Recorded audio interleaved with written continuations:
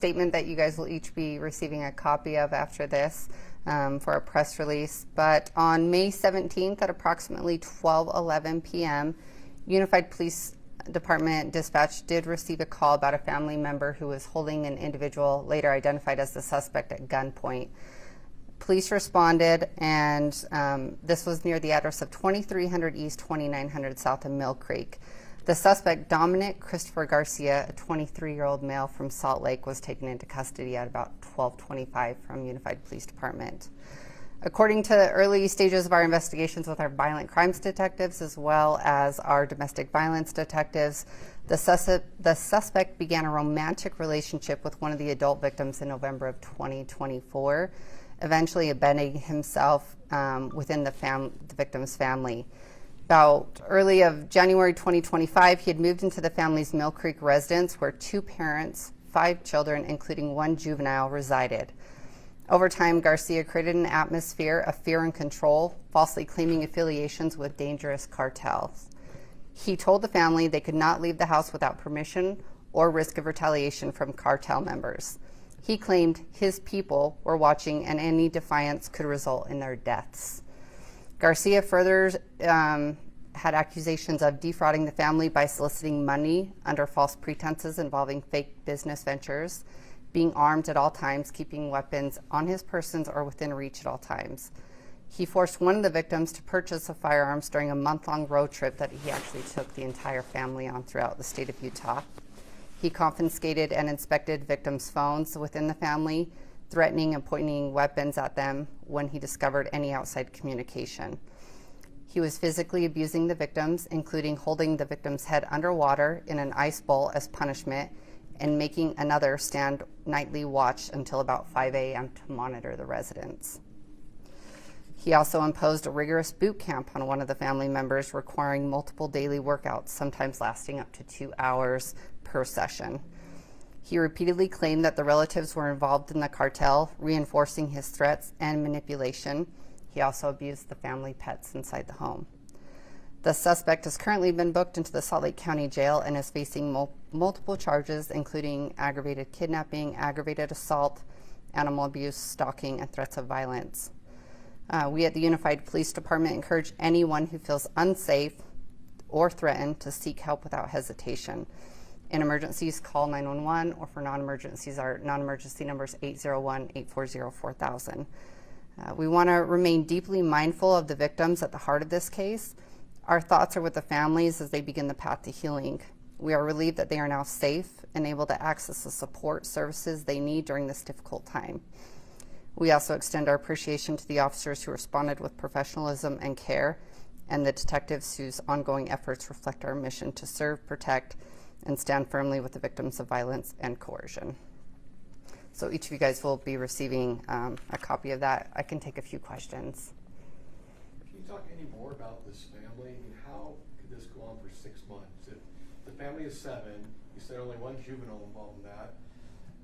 In today's age of social media, nobody put out a warning message, no one saw they were missing. How could this go on for 6 months? Yeah, those are questions we're still going to be investigating. A lot of interviews still have to be done with some of these family members. There have been initial interviews, but one of the things that we always keep in mind is when these victims are ready to be interviewed, we interview them. Of course, the public, we all want to know these answers, but our first priority is making sure these victims feel comfortable and ready to talk. So oftentimes with these type of cases, we wait a few days until these victims can kind of be away from the circumstances before we do those interviews. So it will take some time till we get more in depth of, kind of why the family possibly wasn't reaching out, or, if they were, to who, and maybe why those people didn't report it. Sergeant Rice, can you talk more about how they were finally able to get a hold of police and how that came to be? Yeah, I don't have the specifics at this time. Initial understanding is that the suspect had left the residence, and I don't again know how they were able to get a phone or how that process worked, but they were able to have a phone call out and call 911 to get us there. But somehow they got his firearm and held him at gunpoint when you arrived? I can't speak on how the firearms and who they belong to at this point, but yes, they were able to have that suspect, at gunpoint when we arrived. Have your detectives detectives told you anything about the suspect? I mean, is he a big guy? Is he intimidating? How did he have such control over this family? You know, I think for everyone, coercion is different. You know, I can't speak on this family in particular. I think that will come through in the interview process, but coercion can work for different people in different capacities at all times. The boot camp, did that just involve the minor, or did that appear to involve multiple victims? Yeah, we're not going to speak on which victims those were, but it did involve one of the family members. And then did you have neighbors at all report suspicious behavior or anything along those lines? Not that I'm aware of at this time. I'm sure that will come through in the process of the investigation.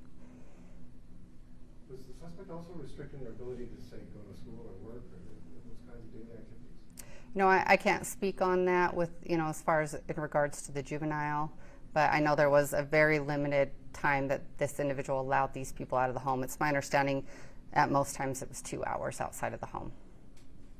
I just wonder how they were able to maintain employment and, maintain their home under those conditions. Yeah, and I can't speak to the conditions of the residence or what that was. I wasn't on scene, but again, I'm sure as more comes out, we will be able to release that. But this is what we have at this time. Do you know any more about this month-long road trip? They went several locations in the state of Utah, but as far as, you know, exact locations, I don't have that at this time. National parks or something? Or Just, yeah, more southern Utah, but I can't speak on if it was national parks or hotels or, you know, but it was more southern Utah. And again, the suspect had relayed that it was to avoid the cartel. Can you speak to what type of evidence has been collected from the home? I cannot. And you guys do not believe he's a cartel member or has those? Yeah, at this time I checked with the detectives prior to coming out here, and yeah, we don't have evidence to support that this individual was a member of the cartel at this time. I think the PC said something like he came home bloody one time. Do you know what that was about? I do not have information on that. I apologize. They specify which cartel? Even if, I mean, at this point, we usually don't like to put that type of information out just with gangs and all of that. We usually, if it is related, we usually try to keep that away just to avoid notoriety of those gangs or cartels. So is the family still living in the same place at this point, or what happened to them? I can't speak on behalf of that, just more for their respective privacy at this time of where they are. We're not going to comment on that further. Say if there was family members or being protected or something like that? No, not at this time. Yeah. Okay. All right. Would there be anything that would keep the family from wanting to go to authorities or anything like that? Again, going back to coercion, I think it's different for every individual. You know, I can't speak for one person Monday night quarterbacking it. It could be different, but for those going through it, coercion can be very different in different forms for people. Do you break down the age range of that 7 people, and then male and female? Not at this time. We're not going to break that down, but we could probably release that later. But at this time, we're just more really focusing on protecting their privacy through this, so we're not going to be releasing that. Sergeant Reese, you said 2 parents and 5 children, one of which was juvenile? Correct. Okay. All right. Thank you.